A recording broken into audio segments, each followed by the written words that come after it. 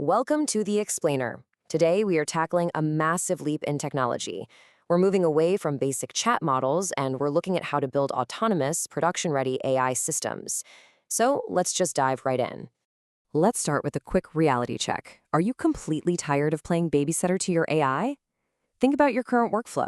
You feed the large language model a prompt, wait for the answer, feed it the next piece of context, fix its formatting, and manually string together every single step. We've essentially turned ourselves into glorified data entry clerks for our own AI. It's incredibly time-consuming, and honestly, it is completely unscalable for real, heavy-duty workflows. And that brings us to the core thesis of this explainer. The fundamental difference lies right here. A standard LLM is just a passive responder. It has no memory, it has no tools, it literally only speaks when spoken to. An AI agent, on the other hand, is an autonomous system. It actually reasons, it plans, and it takes real-world action. Upgrading to agents fundamentally shifts AI from being a passive text generator to an active, independent worker that actually decides its own next steps. So how exactly does that transformation happen? Well, at the core, you obviously still have the brain, which is the LLM, but we upgrade that brain by plugging in modular components. We give it memory, so it actually remembers what you talked about yesterday, and we give it tools so it can interact with the outside world. This right here is the anatomy of an AI agent. When you combine that raw cognitive power of an LLM with the ability to store context and execute external functions, you unlock a completely new tier of digital capability. Here's our roadmap for today. First, we'll cover the AI agent upgrade. Second, the 6 building blocks. Third, agentic design patterns. Fourth, the pitfalls of agent overload. And fifth, how to start building your agents. All right, part 1, the AI agent upgrade. Let's look at what we're actually building beyond just chat. To put it simply, an AI agent is an autonomous system that reasons, thinks, plans, extracts info, takes actions, and, this is the absolute game changer, it course corrects when things go wrong. Let's say you have a research workflow. Instead of you prompting an LLM at every single stage to find a source and then prompting it again to summarize, an agent orchestrates that entire workflow from end to end. It searches for papers, filters them out, realizes, oh wait, this paper is a dead end, pivots to a new search query, summarizes the valid findings, and formats the final report. All of that happens without you needing to intervene at every step. Moving on to part 2, the 6 building blocks. This is the operational chassis of the system. For AI agents to actually be reliable and intelligent, they rely on 6 essential building blocks: role-playing, focus, tools, cooperation, guardrails, and memory. Honestly, think of this just like hiring a corporate team. Without these pillars, the whole project falls apart. You need specialized roles, absolute clarity on what the objective is, the right software tools to get the job done, a framework for collaboration, rules to keep things compliant, and institutional memory, so you aren't starting from scratch every Monday morning. Let's look at focus and tools in action for a second. Take a specialized research analyst agent. Notice that it is not trying to do everything. It has a very narrow, highly specific focus. To execute its task, it interacts directly with a web search tool. It's pulling in live, up-to-the-minute data to consolidate results. Because its scope is so incredibly tight, it doesn't get distracted by random tangential information. It just executes that one research objective flawlessly. And the possibilities with these tools are just vast. Frameworks like Crew AI offer some incredibly powerful modular plugins, things like a Screep website tool or a PDF search tool. So instead of the LLM just guessing information, or worse, hallucinating an answer, it actively equips itself with these tools to read secure directories, execute real Python code, or query live databases. This is what fundamentally shifts the AI from being a creative text generator into a precise, utility-driven worker. Now let's talk about memory and guardrails, because these are absolutely crucial. Without memory, an agent would start completely fresh every single time. It would lose all context of your ongoing project. Memory is what allows it to recall past actions and actually improve.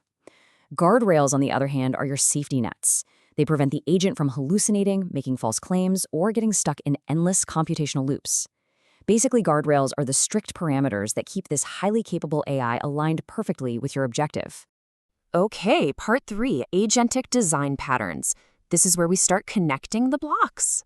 AI networks naturally progress in complexity. You start down at level 1 with a basic responder, then you step up to a router pattern, next is tool calling, after that you get into the multi-agent pattern, and finally you reach the fully autonomous pattern.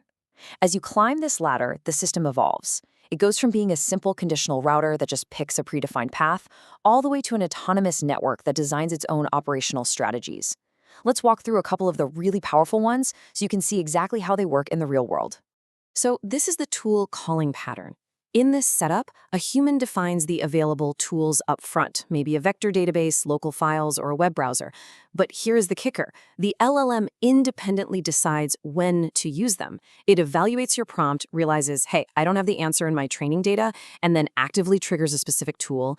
It even decides what arguments to pass for execution. It's not just answering a query anymore. It is actively fetching and compiling the exact data it needs to give you the best possible response.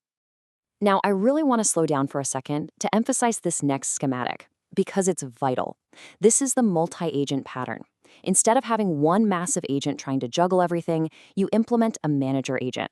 Just like a project manager in the real world, it coordinates a hierarchy of specialized sub-agents. One agent might be dedicated strictly to research. Another focuses solely on formatting. The manager delegates the tasks, reviews the sub-agent's work, and if the output isn't good enough, it sends it right back for a revision. They collaborate, they exchange insights, and they iteratively solve highly complex problems together. That iterative loop, that is where true autonomous workflows really shine. And we're seeing this brilliant multi-agent pattern powering real-world applications right now. Take Flight Finder Pro, for instance. You're looking at a super simple Streamlit user interface, but behind the scenes, an entire multi-agent crew is autonomously planning and searching for flights. You just type in the departure and arrival details. The manager agent then spins up a dedicated search agent to find the routes, coordinates with a pricing agent to cross-reference the absolute cheapest options, and pulls live booking links. Finally, the manager compiles the whole thing and delivers an optimized itinerary straight back to the UI. It's seamless. Part 4. Pitfalls of Agent Overload. Let's talk about the common traps you need to avoid. I want to highlight a critical warning straight from our source material. Giving an agent too many tasks or too much data doesn't help. It hurts. Seriously, building a bloated, do-everything agent is a total recipe for disaster. When it comes to these architectures, specialized focus will always be generalist. Overloading an agent leads directly to confusion, inconsistency, and just all-around poor results.